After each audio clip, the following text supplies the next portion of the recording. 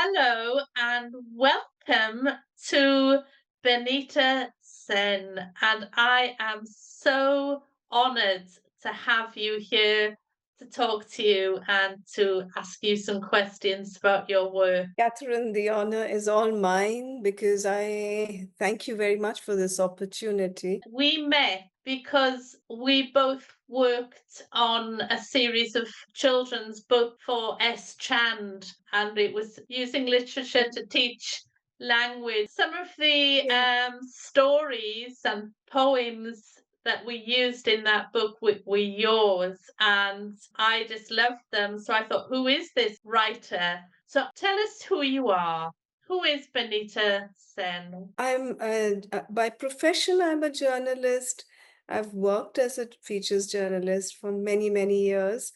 And I'm a children's author. Now I'm also a reviewer and editor. I do tend to write a lot about the environment.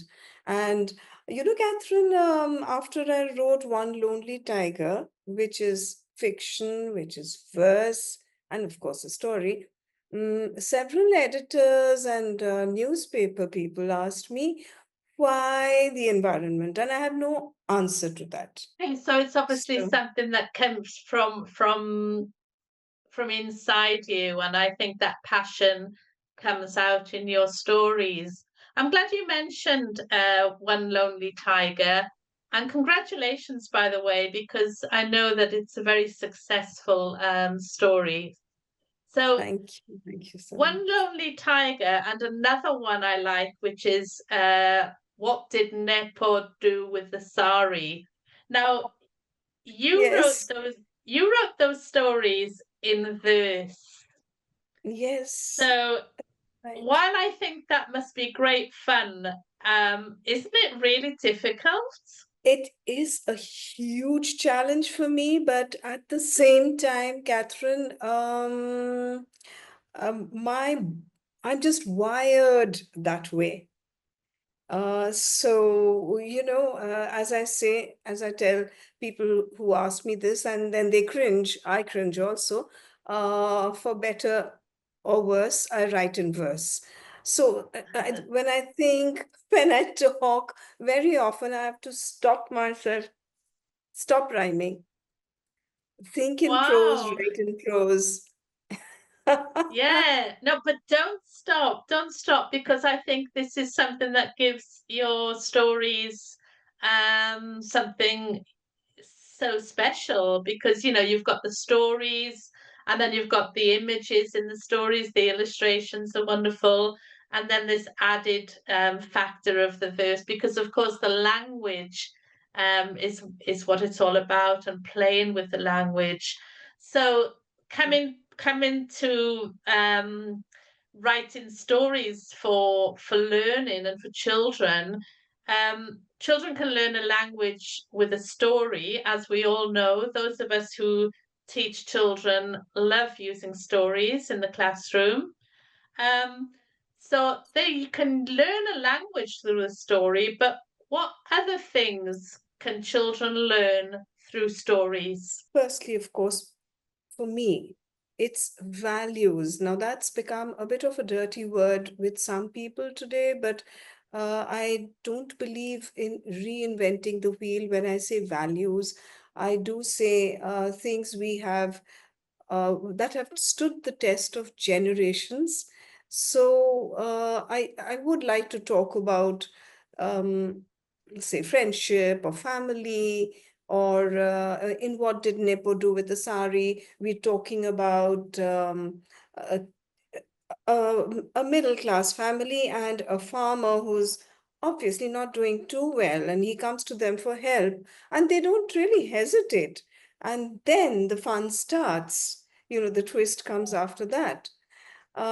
So these are things that I think the readers can pick up from these stories, especially ELT.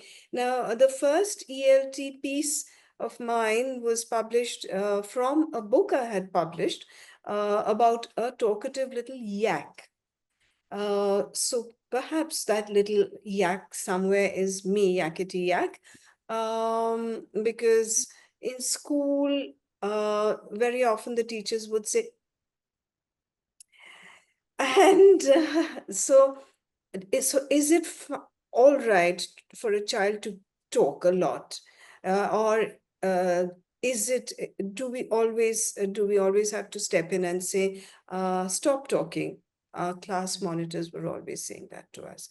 So this little baby yak learns the hard way to balance. I think that's such a beautiful word in life, Catherine. When you balance the two, uh, your urge to keep chatting, yakking with everyone. This yak, of course, was very friendly, and he spoke with the flowers and the clouds and everybody around, and then staying safe. They kind of universal values, aren't they? That we all know to be important, as you say, like being kind, learning how to behave, um, and getting that balance and staying safe and protecting, as teachers and carers, protecting the children that we work with, etc. So I think that a lot of, if publishers ask authors to consider values as we write the materials, but I think that for me, with values, I don't know about you, but a lot of them for me, I just think, well, that list is great, but it's just common sense. Right, right. Yet, if it's a young student, to me, we do see now teachers asking for stories with these age-old values, Catherine, because uh, apparently the joint family system is breaking, and with smaller families, these age-old, truths Mm. are, there's no one really to tell the child uh, these truths, because the parents may be busy working, the grandparents may be miles and miles away. So Yeah, apparently, this is what a principal, school principal, she made me go across the city to another state, and then across that state to yet another, to talk about values, to talk about, in fact, my 8 books on values, which are based a lot on stories. It's called Bright Hearts. And this, we don't have value education as a subject per se in most places, yet the publisher was convinced that we could do stories about these age-old values. And this principal told me as much. She said, just see how interested the children were in your sessions. That's yeah, because yeah. the stories are all woven around those values. You give storytelling sessions, don't you? You actually sit down with the children and tell your stories.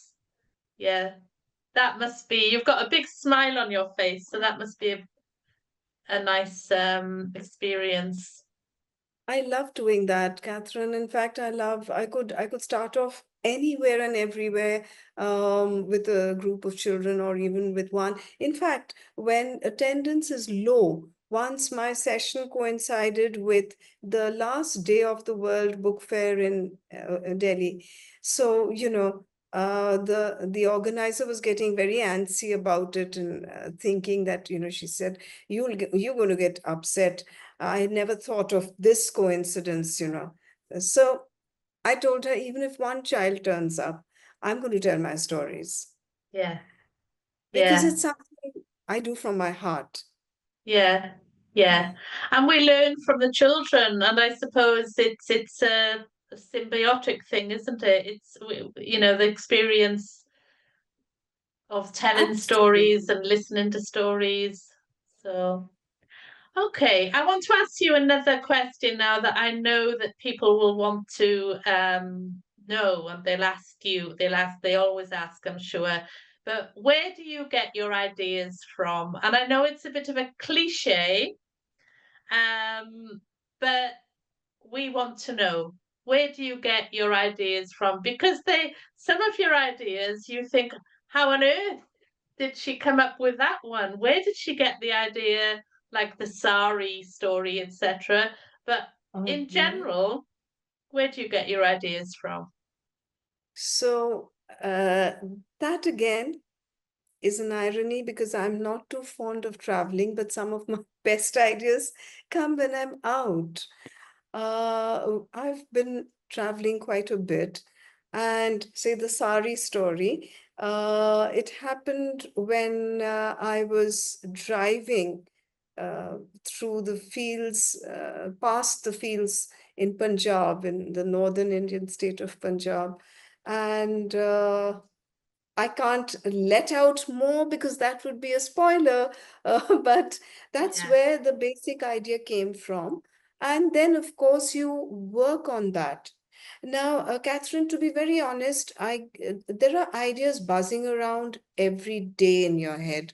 Somewhere you have to filter them. At least for me, when I say you, it's me. One has to filter them out and see, push them a little and see whether they work.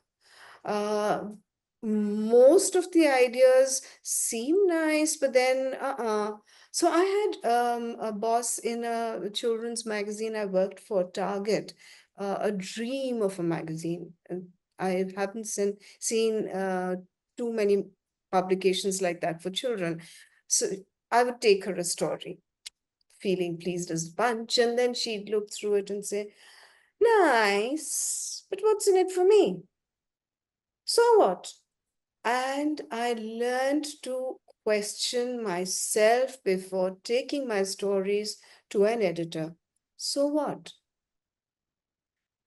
You know, is it so just a, you put yourself in the place of the reader, and what does this mean for me? What do I get out of it?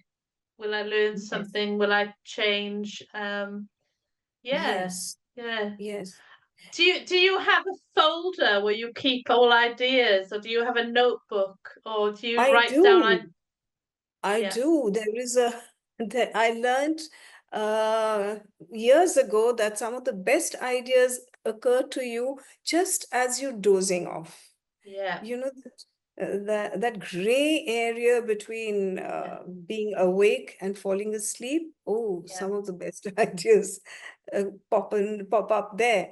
So I keep a notepad and a pen by my bed, and I also, since I said, some of the best ideas occur to me when I'm out, so I have a folder of possible ideas on my phone now. Oh, okay, okay. No, that's.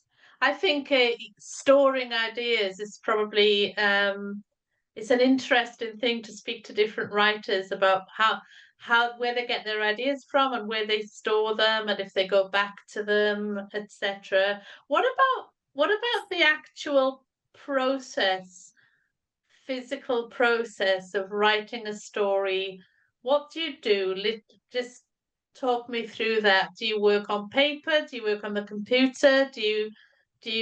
Are you systematic, or what do you do?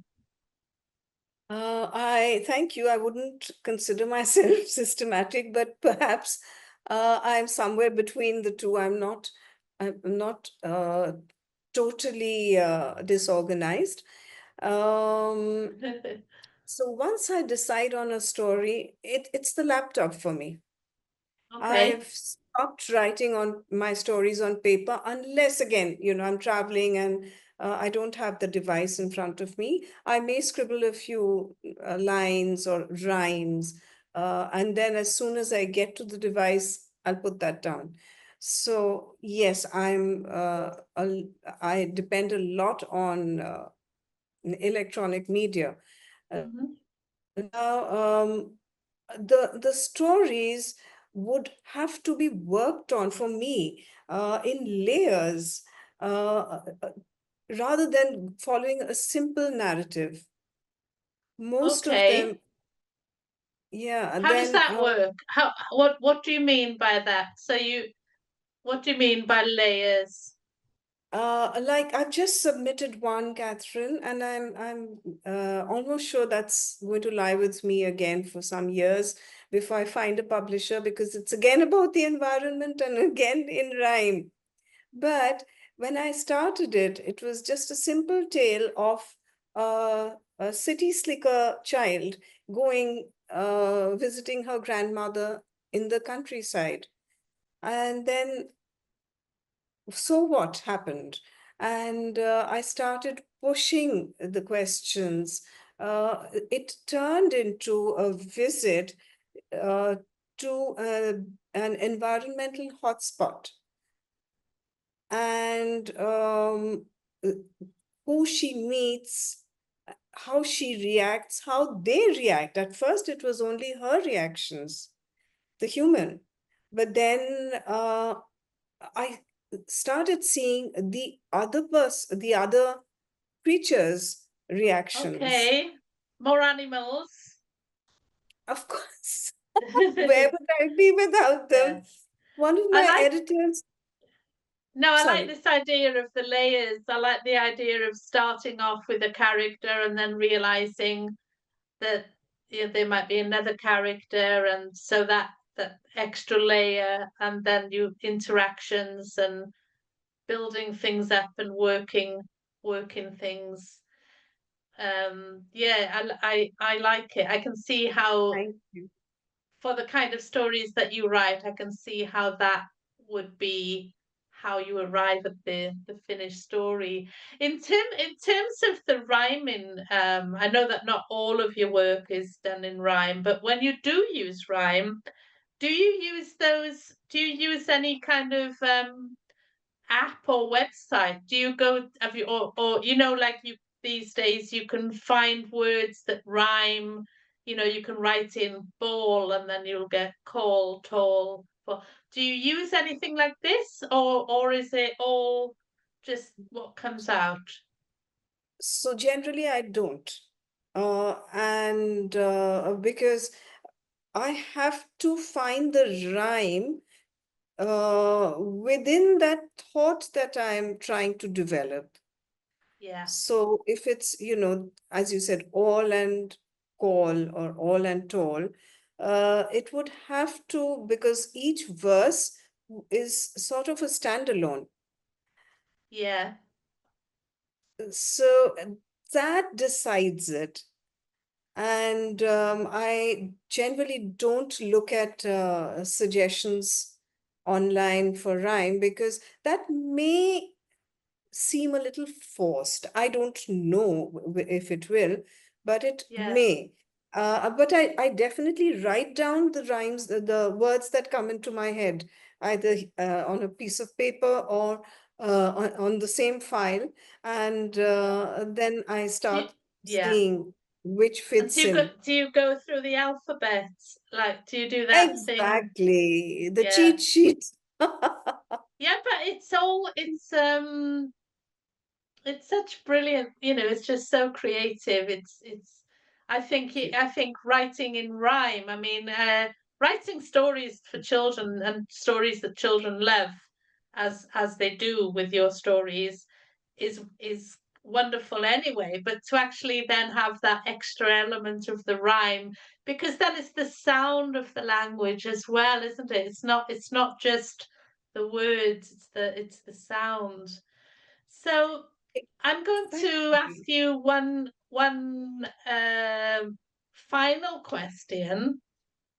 Um, I'm sure we'll meet again, and we'll ask more questions, and I'll maybe will probably people who watch the video will want to ask you questions. But what advice would you give to someone, a teacher, for example, who wants to write stories for children? So there'll be people watching this video and they want to write stories, maybe to use in the class, etc., for their children. What advice would you give to another would-be writer?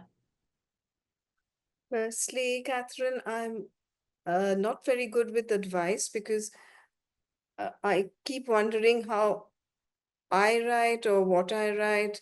But yes, since you've asked, I'd say just enjoy that journey. Enjoy that process of writing rather than write because you are teaching. So, if you enjoy the process of writing that story, even if you're writing to curriculum, Catherine, which I've done quite a lot, uh, i- that joy should come through. If it becomes a bit of a chore, trying to match curriculum and creativity, that would be a little red flag for me. Uh, so maybe you have to think it over more and more till you're convinced that this is the story you want to write. Yeah, I really like that. And you've reminded me, I know I said that was the last question, but it kind of links to when we do have to write to curriculum and we've got a strict um list of Yes. words. Not so much for me, not so much the words you have to include, but maybe words that they say, oh, you can't have this because it's the level is too high, this kind of thing. Have Yes. you had many battles with editors about this kind of thing? I have written quite a bit recently to for curriculum, and there are no battles for me. If the editor uh, says this is too high, I respect that. That's just something I have. It's in me. Um, so to date, I have not really sparred with an editor. With illustrators, yes, we've fought over space. I want another 100 words, Uh-huh. and the and the That's in interesting. yes, Catherine, that is so important. As you said, advice to a young writer: don't let your words run away with you. Be concise. Don't write more than you need to just to fill space. Yeah, So having worked in that magazine, Target, we learned very early that the design boss had almost the last say. She would call for me, and I knew, oh, this sounds like trouble. Off with another 50 words. So, yeah. yeah. But That's with language editors, no, I don't fight with them. yeah. That yeah, I agree with. I mean, if it's for curriculum and they've got an overall idea of what needs to be there because of the Ministry of Education or whatever, then we have to respect those norms. But luckily, you're able to write. Not everything you write has to follow those rules, does it? Sometimes you can write the storybook and you can publish it, and it doesn't have to be within such confines, so you can be a bit freer. And I suppose it having being able to do that, you're less likely to be worried about having to toe the line. For me, as a trained teacher and a children's author, this NCF 2023 is a bonanza. I'm enjoying Okay. writing. I'm going to go off and find out some more information about that and see what's involved. But I'm going to bring this interview, which is far too short, to a close. And those people who are watching will be able to get in touch with you via the website. Publishers can contact you, and if anybody have questions that they'd like to ask you, maybe you'd be happy for me to pass them on, and we can have a continued conversation. Does that sound good? That sounds excellent because I'm a born mentor, and I don't believe the other person needs to reinvent the wheel. Whatever I know, I would love to share for whatever it's worth. That's brilliant. Thank you so much, Benita. I've really enjoyed chatting to you. Thank you, Catherine. Thank you.